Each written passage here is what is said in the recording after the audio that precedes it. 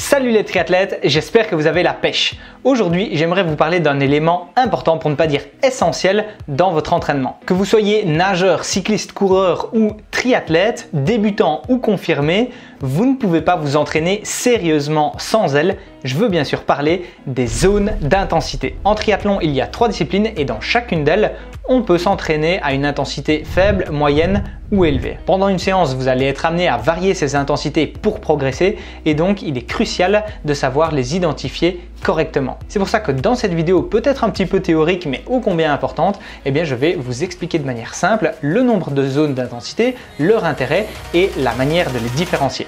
C'est parti!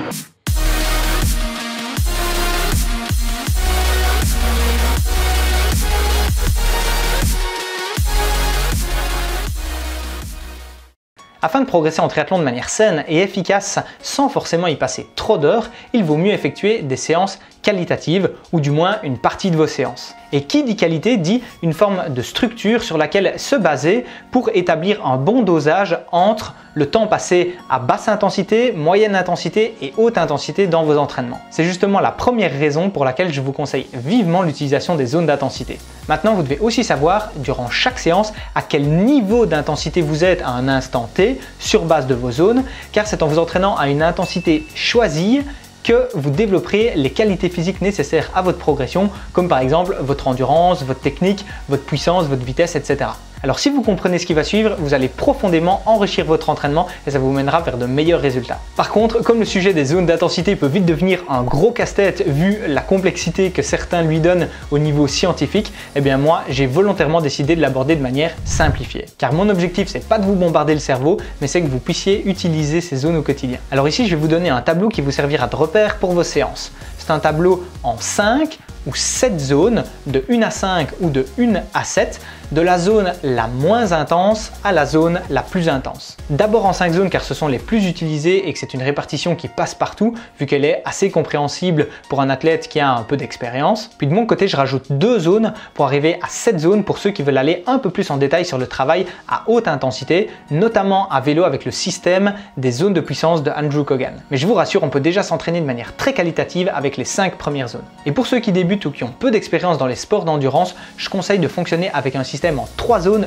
ultra simples: intensité facile ou basse, intensité moyenne ou modérée et intensité difficile ou élevée. Ça devient du coup très simple d'évaluer son propre niveau d'effort. Revenons maintenant au tableau des 5 et 7 zones pour voir comment elles sont réparties.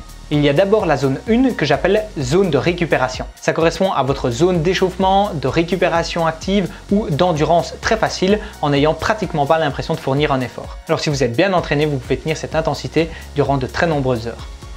Ensuite, il y a la zone 2, celle d'endurance. Ça correspond à votre zone d'endurance fondamentale pour vos sorties longues par exemple. Et vous pouvez maintenir cette intensité durant plusieurs heures aussi si vous êtes bien entraîné. Ensuite vient la zone 3, dite de résistance douce ou encore tempo. C'est celle où vous allez travailler votre endurance soutenue ou votre endurance musculaire. Ça correspond à votre zone de résistance où vous fournissez un effort soutenu, mais où vous devez être capable de tenir sur une longue période, comme sur un long col à vélo par exemple. Et si vous êtes bien entraîné, vous pourrez maintenir cette intensité quelques heures, mais vous tiendrez clairement moins longtemps qu'en zone 2. Puis il y a la zone 4 ou celle de résistance dure ou encore dite de seuil. Ça correspond également à votre zone d'endurance musculaire ou de résistance dure, comme lorsque vous fournissez un effort intense mais que vous devez quand même tenir un certain temps, comme un 10 km de course par exemple. Et vous serez capable de tenir cette intensité jusqu'à environ 1 heure si vous êtes bien entraîné.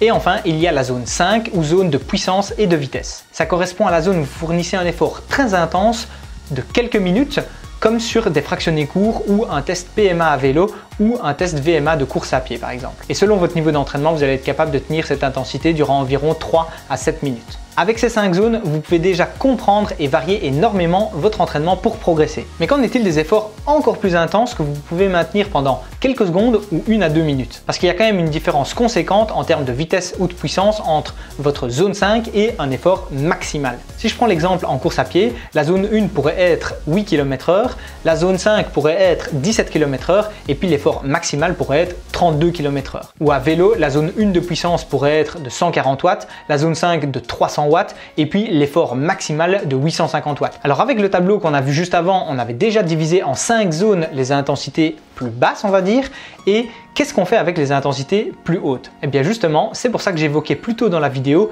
cette zone d'intensité. Alors dans le cadre du triathlon, les 2 dernières zones nous concernent un peu moins que les 5 premières, parce qu'on n'est pas là pour faire un record de 400 mètres sur piste par exemple, mais comme elles peuvent être intéressantes, eh bien, je vais quand même vous parler de la zone 6 et 7.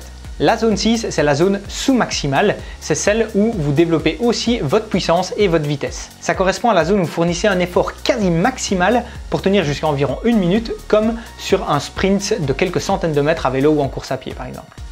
Et puis la dernière, la zone 7, c'est bien évidemment la zone d'intensité maximale. C'est celle où vous développez votre force maximale, votre explosivité et les capacités de votre système neuromusculaire. Ça correspond à la zone où vous fournissez un effort maximal de quelques secondes, comme sur un sprint très court de quelques dizaines de mètres à vélo ou en course à pied ou même en natation. Par contre, si vous essayez de maintenir cet effort au-delà d'une dizaine de secondes, eh bien vous basculerez automatiquement en zone 6 et votre travail n'aura plus le même impact. Donc voilà, comme vous pouvez le voir, les zones 6 et 7 ne sont pas indispensables, mais elles peuvent être utiles pour ceux qui veulent intégrer du travail spécifique à haute intensité. Et si ça vous intéresse de garder un bon visuel sur ces 5 ou 7 zones, elles sont toutes reprises dans mon calculateur de fréquence cardiaque que vous pouvez retrouver ici ou sur le lien dans la description. Et puis à l'opposé, je vous avais parlé du système ultra simplifié en 3 zones, facile, moyenne et difficile. Eh bien c'est très simple. La zone facile correspond aux zones 1 et 2 du système en 5 zones. La zone moyenne équivaut à la zone 3 et la zone difficile correspond aux zones 4 et 5. Maintenant qu'on a correctement abordé le sujet des zones d'intensité de façon globale, on va pouvoir aller plus en détail sur les zones de sensation, les zones de fréquence cardiaque, les zones de puissance ou encore d'allure ou de vitesse dans de prochaines vidéos. Donc n'oubliez pas de vous abonner en cliquant sur le bouton juste en dessous pour ne pas manquer ces prochaines vidéos. Cliquez sur le bouton j'aime si vous avez apprécié ce contenu pour nous encourager à continuer. Moi je vous souhaite un excellent entraînement avec une patate d'enfer. Je vous dis à très bientôt, puis n'oubliez pas, on progresse ensemble et célébrons la magie du triathlon. Ciao ciao!